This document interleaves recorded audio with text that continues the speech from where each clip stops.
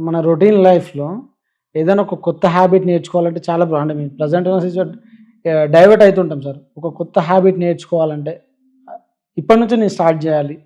మీ advise ఏంటి sir? ఎట్లా start జేయాలి? ఎట్లా స్టార్ట్ చేస్తే బావుంటది? సో, ఏదైనా హ్యాబిట్ ఫార్మేషన్‌కి ఒక మోటివేషన్ ఉండాలండి. ఒక ఇంట్రెస్ట్ ఉండాలి. సో, లెట్ అస్ సే రోజు పొద్దున్న లేసి జిమ్‌కెళ్ళాలనుకోండి. సో, బై డిఫాల్ట్ మనం జిమ్‌కెళ్తే కొద్దిసేపటి తర్వాత మనకి ఒక ప్లెజరబుల్ ఫీలింగ్ అనేది వస్తుంది. ఒక ఫీల్ గుడ్ ఫ్యాక్టర్ అనేది ఉంటుంది. హ్మ్.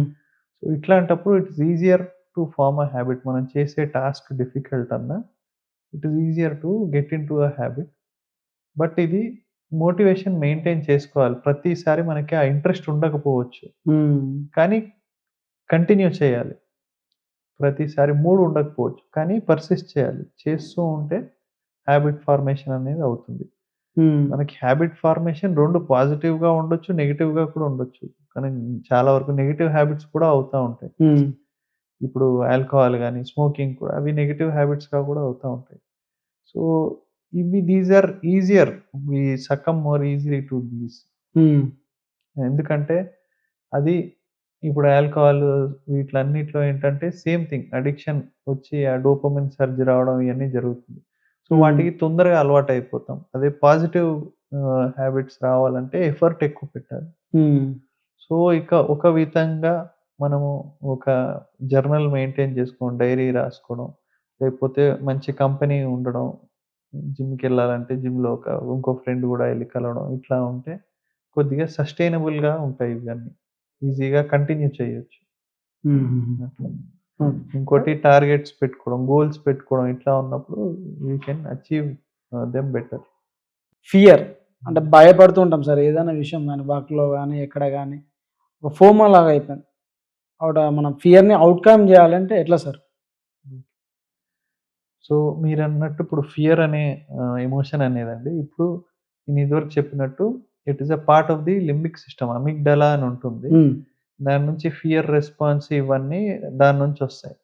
సో, మనం ఫియర్ రెస్పాన్స్ చూసుకుంటే it is a very strong emotion and it is a very necessary emotion when the need is there. ఇప్పుడు సడెన్‌గా నిజంగానే ఒక పక్కన ఎక్స్‌ప్లోజన్ అయిపోయింది. హ్మ్. అప్పుడు నేను కూర్చొని ఆలోచించి అసెస్‌మెంట్ చేసి తర్వాత పరిగెట్టలేను. అది ఇమ్మీడియేట్‌గా ఫియర్ రెస్పాన్స్ వచ్చి ఇమ్మీడియేట్‌గా fight or flight response trigger అయ్యి ఎళ్ళిపోవాలి అక్కడి నుంచి. హ్మ్.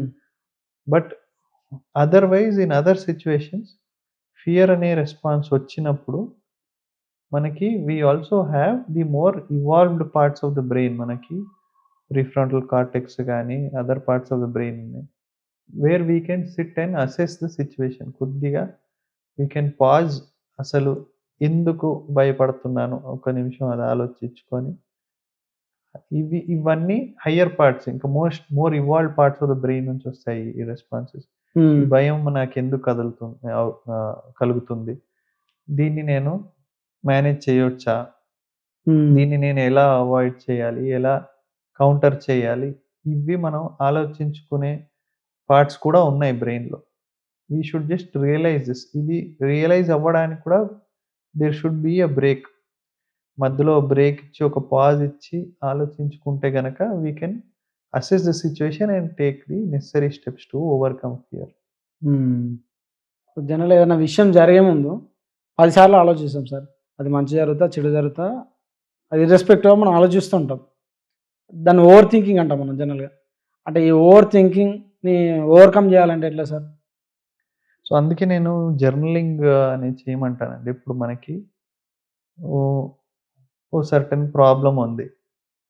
సో, ఎప్పుడు మనం ఆలోచించడం కంటే ఇట్ ఈస్ బెటర్ ఒక బుక్ పెట్టుకొని ఆర్ ఒక పేపర్ పెట్టుకొని ప్రాబ్లమ్‌ని క్లియర్‌గా రాసుకోవడం. హ్మ్. That is the first thing. చాలా మందికి ప్రాబ్లమ్ ఏంటో కూడా వాళ్ళకి సరిగ్గా తెలీదు. సో, ఫస్ట్ థింగ్ ప్రాబ్లమ్ ఏంటి క్లియర్‌గా ఒక పేపర్ మీద రాసుకుంటే that is the step 1. Second, ఒకసారి రాసుకున్నాక you write down what are the solutions you you have. Hmm. What are the things you can control. ఇప్పుడు కొన్ని మనం కంట్రోల్ చేయగలుగుతాం. కొన్ని మనం కంట్రోల్ చేయలేము. సో, మనం ఏ విధంగా ప్రాబ్లమ్‌ని సాల్వ్ చేసుకోవచ్చు అవి రాసుకోండి. What are the things which we cannot control అవి కూడా పక్కకు రాసుకోండి. Then you work on things that you can control. Avoid things which you cannot. వాటి గురించి ఆలోచించి వేస్ట్. మీరు అది కంట్రోల్ చేయలేరు వాటిని. ఇప్పుడు ఒకరున్నారు, వాళ్ళు నా గురించి ఇలా ఎందుకు ఆలోచిస్తారు అనుకుంటారు. వాళ్ళ ఆలోచన నేను మార్చలేకపోవచ్చు. కానీ నా వైపు నుంచి నేను ఏం ఎఫర్ట్ పెట్టి ఏం చేంజెస్ చేయగలుగుతానో అది మాత్రమే నేను చేయగలుగుతాను. నేను చేసిన తర్వాత వాళ్ళ ఆలోచన మారొచ్చు, మారకపోవచ్చు.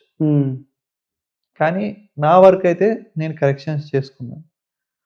సో, ఎప్పుడైనా అట్లా రాసుకుంటే గనక మనం రాసేసి ఫుల్ స్టాప్ పెట్టేసి లేసిన తర్వాత దాని గురించి ఆలోచించే అవసరం లేదు. సో, ఇది ఒక మార్గం ఓవర్ థింకింగ్ అవాయిడ్ చేయడానికి. ఓకే. అంటే ఇంతకుముందు మనం మాట్లాడుకునేటప్పుడు అంటే మూవ్‌మెంట్స్ గానీ, కొత్త థింగ్స్ నేర్చుకునేటప్పుడు గానీ, బ్రెయిన్‌కి హెల్ప్‌ఫుల్ అయితదని చెప్పాం కదా సార్. అంటే ఇంకా ఇవి కాకుండా ఏమన్నా బెస్ట్ ఎక్సర్‌సైజెస్ ఉన్నాయా సార్ బ్రెయిన్‌ని షార్ప్ చేసుకోవడానికి? సో, ఏ ఎక్సర్‌సైజ్ అన్నా it will be helpful for the brain అండి. ఇప్పుడు ఆహ్, బ్రెయిన్ హెల్తీగా ఉండాలంటే ఫిజికల్ యాక్టివిటీ అనేది చాలా ఇంపార్టెంట్. Any age group. మనము జస్ట్ సింపుల్ వాక్ కానీ, జాగ్ కానీ, ఏ ఫిజికల్ యాక్టివిటీ చేసినా కానీ, మనం ఎంతసేపు మనం ఉట్టి కాళ్ళు, చేతులు, మజిల్స్ వరకే ఆలోచిస్తాం కానీ, that actually helps the brain also. నేను ఇదివరకు చెప్పాను, ఇప్పుడు మనం ఒక స్విమ్మింగ్ గానీ, సైక్లింగ్ గానీ నేర్చుకుంటున్నాం. మనం నేర్చుకున్నంత సేపు ఆ మూవ్‌మెంట్స్ ఎలా రావాలో అనే డేటా కూడా బ్రెయిన్‌లో స్టోర్ అవుతుంది. అలాగే మనము ఒక కొత్త స్పోర్ట్ నేర్చుకున్నాం. నేను బ్యాడ్మింటన్ నేర్చుకుంటున్నాను, టెన్నిస్ నేర్చుకుంటున్నాను, కొత్త shot, back hand, four hand నేర్చుకుంటున్నాను. అది చేతికి ఎక్సర్‌సైజ్ కాకుండా బ్రెయిన్‌కి కూడా అది స్టిమ్యులేషన్. బ్రెయిన్ కూడా ఈ మూవ్‌మెంట్స్ నెక్స్ట్ టైమ్ బాల్ ఇలా వచ్చినప్పుడు ఇలా కొట్టాలి. ఇది కూడా బ్రెయిన్‌లో స్టోర్ అవుతుంది. సో, మనం యాక్చువల్లీ బ్రెయిన్‌ని కూడా ట్రైన్ చేస్తున్నాం దాంట్లో. సో, నేను చెప్పినట్టు any stimulation of the brain it actually keeps the brain healthier. So, physical activity ఉండొచ్చు. అలాగే మెడిటేషన్స్ ఉండొచ్చు. బ్రీతింగ్ ఎక్సర్‌సైజ్ ఉండొచ్చు. ఇవన్నీ కూడా they train the brain also. Okay. ఇప్పుడు మన ఇళ్ళల్లో ఎట్లా అంటే పేరెంట్స్ పిల్లల ముందు గొడవ పడుతుంటారు సార్ జనరల్‌గా. వాళ్ళకి రైట్ ఆర్ రాంగ్ తెలవదు. బట్ ఏంటంటే అట్లా గొడవ పడినప్పుడు పిల్లలు వాళ్ళ బ్రెయిన్ డెవలప్‌మెంట్ పైన గానీ, మెంటల్ హెల్త్ పైన ఎలా ఇంపాక్ట్ చూపిస్తుంది సార్ అది? సో, చిన్న పిల్లల్లో బ్రెయిన్ ఆల్రెడీ పూర్తిగా ఇంకా ఫార్మ్ అవ్వలేదండి. సో, అప్పుడప్పుడు వాళ్ళు అన్నీ నేర్చుకుంటా ఉంటారు. అన్నీ అబ్జర్వ్ చేస్తా ఉంటారు. హ్మ్. సో, వీళ్ళకెలా అంటే ఇప్పుడు ఒక ఫాదర్ వాళ్ళ మదర్‌ని కోపం చేస్తా ఉన్నాడు. ఫిజికల్‌గా అబ్యూజ్ చేస్తా ఉన్నాడు. ఇది డెఫినైట్‌లీ పిల్లల మెంటల్ హెల్త్ మీద డెఫినైట్‌లీ చాలా ఇంపాక్ట్ ఉంటుందండి. ఎలా అంటే అది ఇంకా వాళ్ళ బ్రెయిన్ మొత్తం డెవలప్ అవ్వలేదు కాబట్టి 2 విధాలుగా కూడా అవ్వచ్చు. హ్మ్. నాకు కొందరు పేషెంట్స్ వాళ్ళకు ఫియర్ వచ్చేస్తుంది. ఎక్సెసివ్ ఫియర్ వచ్చేసి లైఫ్‌లో తర్వాత కూడా అన్నిటిని కొద్దిగా భయపడుతూ చూడడం. నెక్స్ట్ అబ్బాయిల్లో చూసేసి వాళ్ళకి విమెన్‌ని అబ్యూజ్ చేయడం అది it is normalised. Okay.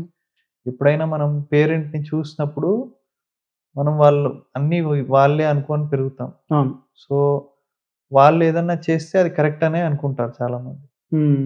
So, ఇంట్లో విమెన్‌ని కొడుతుంటే అది నార్మలే అనుకుంటారు. Which is a very bad example to give to your children. So, అదెప్పుడైనా అవాయిడ్ చేయాలి. ఎందుకంటే అది అక్కడికి ఆగిపోదు. తర్వాత వాళ్ళ లైఫ్‌లో వాళ్ళు పెద్దగా అయిన తర్వాత వాళ్ళ ఫ్యామిలీ లైఫ్‌లో కూడా ఇంపాక్ట్ ఉంటుంది దానిది. హ్మ్. సో, పిల్లల ముందు ఎప్పుడైనా జాగ్రత్తగా ఉండాలి మనం. అండ్ పిల్లల డెవలప్‌మెంట్‌కి కూడా అది మంచిది కాదు. ఎందుకంటే ఒక ప్రెషర్ అనేది ఉంటుందండి. హ్మ్. మనం పిల్లలు వాళ్ళకి తెలీదనుకుంటాం కానీ almost at the age of 4-5 years వాళ్ళకి దాదాపు అన్నీ అర్థమవుతాయి. హ్మ్. అన్ని బేసిక్ రెస్పాన్సెస్ అయితే అర్థమవుతాయి. వాళ్ళకి ఫీలింగ్స్ అన్నీ వచ్చేస్తాయి. బాధ, సంతోషము, ప్రెషరు, భయం అన్నీ తెలుస్తాయి వాళ్ళకి. హ్మ్. సో, చిన్నప్పుడు దట్ ఈస్ ద ఫార్మేషన్. అప్పుడు నుంచి వాళ్ళకి ఏ ఏ సిట్యుయేషన్ అన్నా ఎలా రియాక్ట్ అవ్వాలి, ఏంటి అనేది అప్పుడప్పుడే వాళ్ళకన్నీ తెలుస్తాయి కాబట్టి it has more long lasting effects on the brain, hmm. On the emotions. Okay. అంటే ఇంతకుముందు మీరు చెప్పారు కదా సార్! అంటే పిల్లలకి అన్నీ అర్థమైతూ ఉంటాయి. వాళ్ళ బ్రెయిన్ డెవలప్‌మెంట్ అయితూ ఉంటదని చెప్పి. అంటే ఏ ఏజ్ వరకు మన బ్రెయిన్ డెవలప్‌మెంట్ అంటే ఏ ఏజ్‌లో మనకు ఫుల్లీ డెవలప్డ్ అయితది సార్? ఏ ఏజ్ వరకు? సో, కాన్స్టెంట్ లెర్నింగ్ అనేది ఇంపార్టెంట్ అండి. ఇప్పుడు ఇంతవరకు డెవలప్ అయ్యి తర్వాత అవ్వదని కాదు. హ్మ్. సో, ఒకటేంటంటే number of neurons in the brain more or less first 1 year వరకు నంబర్ ఆఫ్ న్యూరాన్స్ ఎన్నున్నాయో అంతవరకు వచ్చి ఆగిపోతాయి కానీ, బ్రెయిన్ ఫంక్షనాలిటీ అనేది ఇంప్రూవ్ చేసుకోవచ్చు తర్వాత కూడా. మనం ఇప్పుడు మాట్లాడుకున్నాం. నేను కొత్త స్పోర్ట్ నేర్చుకుంటున్నాను.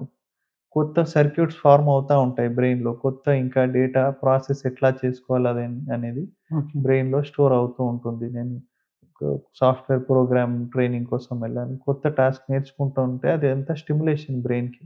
హ్మ్. సో, దానివల్ల బ్రెయిన్ ఇంకా అలర్ట్‌గా, యాక్టివ్‌గా అనేది ఉంటుంది. ఇప్పుడు మన బ్రెయిన్ ఏజింగ్ అని వింటున్నాం సార్. అసలు ఈ బ్రెయిన్ ఏజింగ్‌ని అంటే మనం ఎట్లా తగ్గియాలి? అసలు బ్రెయిన్ ఏజింగ్ అంటే ఏంటి సార్? సో, ఇప్పుడు మనం అనుకున్నట్టు ఒకటి బ్రెయిన్, నంబర్ ఆఫ్ న్యూరాన్స్ ఒకటి. తర్వాత యాస్ ఇయర్స్ పాస్ ఆన్ మనం ఏజ్ ఎక్కువ అవుతున్న కొద్దీ నెక్స్ట్ ఓల్డ్ ఏజ్‌లో ఏమవుతుందంటే బ్రెయిన్ సైజ్ అనేది ష్రింక్ అవుతూ ఉంటుంది. హ్మ్. దీన్ని బ్రెయిన్ ఏజింగ్ అంటాం. సో, ఫస్ట్‌లో ఫార్మ్ అవ్వడం, తర్వాత మనం యాక్టివిటీస్ చేస్తా ఉంటాం కాబట్టి మెయింటైన్ అవ్వడం, తర్వాత మెల్లిగా బ్రెయిన్ ష్రింక్ అవ్వడం అనేది జరుగుతా ఉంటుంది. హ్మ్. సో, ఇది స్లో డౌన్ చేయడానికి ఉంటాయి. నేనన్నట్టు ఫిజికల్ యాక్టివిటీ గానీ, కొత్త టాస్క్ నేర్చుకోవడం కానీ, కొత్త స్కిల్స్ నేర్చుకోవడం కానీ, మంచి డైట్ తినడం కానీ, ఇవన్నీ చేస్తా ఉంటే బ్రెయిన్ ఏజింగ్‌ని స్లో డౌన్ చేసుకోవచ్చు. బట్ హ్మ్. ఏజింగ్ అంటే ఇట్ ఈస్ సంథింగ్ ఇప్పుడు ఓల్డ్ ఏజ్ ఎలా ఉందో బ్రెయిన్ ఏజింగ్ కూడా it is inevitable. After a certain point brain కూడా ష్రింక్ అవుతుంది ఖచ్చితంగా. హ్మ్. సో, ముందున్నంత చురుగ్గా ఉండడం ఓల్డ్ ఏజ్ తర్వాత అంత అలర్ట్‌నెస్ అనేది తగ్గుతుంది. హుహుహు. బట్ ప్రివెంటివ్ మెజర్స్ అనేది ఉంటాయి నేను చెప్పినట్టు. ఇప్పుడు exercise, diet, some form of learning ఇవన్నీ ఉంటే we can have maintain the brain in good health. Hmm. Okay sir. Last question. Brain super food అంటే మీరేం చెప్తారు సార్? సో, ఒక్కటని ఉండదండి. జనరల్లీ బ్రెయిన్ ఫంక్షనింగ్‌కి అన్నీ ఉండాలి. హ్మ్. సో, ఫస్ట్ అయితే మెయిన్ నేను చెప్పినట్టు ఫస్ట్ ఒక్కటి బ్రెయిన్ సరిగ్గా రన్ అవ్వాలంటే ఒకటి ఆక్సిజన్, నెక్స్ట్ గ్లూకోజ్ అనేది ఇంపార్టెంట్. హ్మ్. సో, మనం కార్బోహైడ్రేట్స్ బ్యాడ్ అనుకుంటాం గానీ యాక్చువల్లీ బ్రెయిన్ ఆప్టిమల్‌గా పనిచేయాలంటే బేసిక్ అమౌంట్ ఆఫ్ కార్బోహైడ్రేట్ కూడా ఉండాలి. హ్మ్. అది కాకుండా బ్రెయిన్ హెల్తీగా ఉండాలంటే యాంటీ ఆక్సిడెంట్స్ ఉన్న ఫుడ్స్ మనకి ఫ్రూట్స్‌లో ఉండొచ్చు. మనకి హ్మ్. డ్రై ఫ్రూట్స్‌లో ఇప్పుడు వాల్‌నట్స్ ఉంటాయి. ఆల్మండ్స్ ఉంటాయి. వీటన్నిటిలో కూడా యాంటీ ఆక్సిడెంట్స్, హెల్తీ ఫ్యాట్స్ ఇవన్నీ కూడా ఉంటాయి. హ్మ్. సో, ఎప్పుడైనా డైట్ హోల్‌సమ్‌గా ఉండాలండి. ఇప్పుడు నేను బ్రెయిన్ కోసం తింటాను, ఉట్టి హార్ట్ కోసం తింటాను అంటే సరిపోదు. అన్నీ హోల్‌సమ్‌గా చూసుకోవాలి. హ్మ్. ఇప్పుడు బ్రెయిన్ హెల్త్‌కి ఆప్టిమమ్ ఐడియల్ అంటే మెడిటరేనియన్ డైట్ అని ఉంటుంది. ఓకే. దాంట్లో healthy amount of good fats హ్మ్. ఆహ్, పాలి ఆహ్, పాలిఅన్సాచురేటెడ్ ఫ్యాట్స్ అంటాము. హ్మ్. ఇవి plus healthy amount of fibre, whole grains అంటాం. సో, మనం ఎంతసేపు రైసే తింటాం కానీ మనం మిల్లెట్స్ మర్చిపోయినాం. మిల్లెట్స్ ఇంక్లూడ్ చేసుకోవడం, హ్మ్. లేకపోతే అట్‌లీస్ట్ బ్రౌన్ రైస్ తినడం ఇయన్నీ కూడా చేయాలి. హ్మ్. ప్లస్ డ్రై ఫ్రూట్స్ తీసుకోవడం, కరెక్ట్ అమౌంట్ ఆఫ్ ప్రోటీన్ తీసుకోవడం, ఇవన్నీ కూడా ఇంపార్టెంట్. ఫైబర్ తీసుకోవడం ఇవన్నీ కూడా ఇంపార్టెంట్. హుహుహు. అంటే అంటే సోషల్ మీడియాలో ఎక్కడైనా గురించి ఒకరు నెగెటివ్ చెప్తారు. ఒకరు పాజిటివ్ చెప్తారు. అసలు రెగ్యులర్ యూసేజ్ ఆఫ్ మంచిదా? అంటే బ్రెయిన్ హెల్త్‌కి గాని, మెంటల్ హెల్త్ అది ఎట్లా ఎఫెక్ట్ చేస్తది? హ్మ్. పాజిటివ్ గానా? నెగెటివ్ గానా సార్ అట్లా యూజ్ చేయొచ్చా లేదా అట్లా? ఏదైనా కరెక్ట్ క్వాంటిటీలో వాడితే మంచిదే అండి. ఏ హ్మ్. ఫుడ్ కూడా కంప్లీట్‌లీ బ్యాడ్ కాదు. ఏ ఫుడ్ కూడా కంప్లీట్‌లీ గుడ్ కాదు. అన్ని ఫుడ్‌లో అన్నీ మంచియే. కాపోతే కరెక్ట్ క్వాంటిటీలో వాడడం.